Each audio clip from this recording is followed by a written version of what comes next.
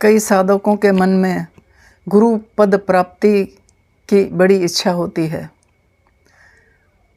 गुरुदेव गुरु पद प्राप्ति के प्रकार बताते हैं। गुरु पद 2 प्रकार से होता है। पहला प्रकार, साधन करते करते साधक की स्थिति वासना विकार रहित हो जाए और उसमें शक्ति जागृत होकर क्रियाशीला हो और शक्ति का प्रत्यक्ष अनुभव जिसे हो चुका हो और उससे कोई ऐसा निर्विवाद स्पष्ट एवं प्रत्यक्ष आदेश प्राप्त हो चुका हो कि साधक गुरु पद धारण कर शिष्यों के कल्याण में प्रवृत्त हो जाए। यह कार्य पूरी ईमानदारी एवं गंभीरतापूर्वक संपादित होने की आवश्यकता होती है, क्योंकि प्रायः साधक पूजा, आदर, प्रतिष्ठा आदि पाने के लिए गुरु बन बैठते हैं। वह देखते हैं कि गुरुओं को लोग सभी प्रणाम करते हैं। पद प्राप्ति की, प्रतिष्ठा, आदर प्राप्त करने की इच्छा, यह साधक पूजा, आदर, प्रतिष्ठा आदि पाने के लिए गुरु बन बैठता है। गुरु बनने की वास्तविक क्षमता एवं योग्यता उनमें नहीं होती, तब भी गुरुपद प्राप्त करने की उनकी इच्छा बलवती होती जाती है।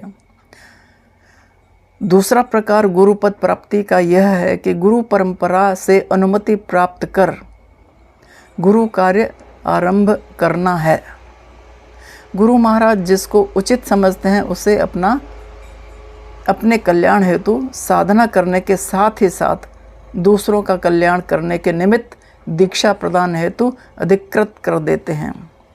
स्वयं का भी कल्याण हो, स्वयं के लिए भी साधन करना हो और दूसरों का भी कल्याण करने की क्षमता हो, ऐसे को अगर गुरु और स्वयं गुरुपद प्राप्त करवा देते हैं तो यह बड़ी साधक के लिए बड़ी अच्छी बात होती है। इस अवस्था में यदि साधक को अपनी क्षमता नहीं भी हो, इसमें लाभ है। इस अवस्था में यदि साधक को अपनी क्षमता नहीं भी हो तो भी उसके माध्यम से गुरु संकल्प दीक्षा कार्य करते हैं। गुरु के मन में संकल्प उदय होता है कि अमुक शिष्य के द्वारा दीक्षित शिष्यों की शक्ति अंतर्मुखी जागृत होकर क्रियाशील हो जाए। ये गुरु का संकल्प होता है। इसलिए गुरु में विश्वास होना चाहिए, गुरु में श्रद्धा होना चाहिए, गुरु को प्रसन्नता प्रदान की जाए, प्रसन्न होकर वे हमें गुरुपद प्राप्त करवा दें। इसमें हमारी भलाई होती है। इसी संकल्प के अधीन अधिकृत साधक गुरु कार्य करता रहता है।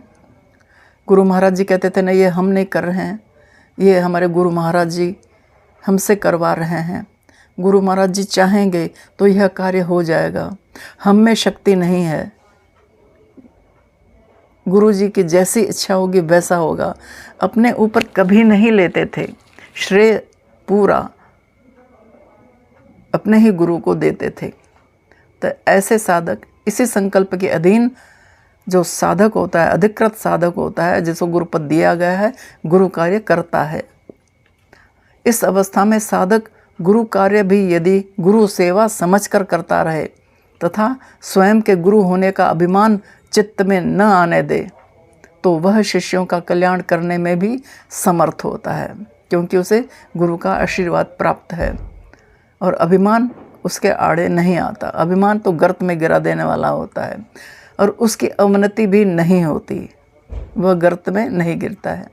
यदि साधक गुरु अनुमति प्राप्त करने के उपरांत मैं दीक्षा देता हूँ, मैं ही गुरु हूँ, ऐसा अभिमान करने लगता है तो वह स्वयं को गुरु संकल्प से असंबद्ध कर लेता है।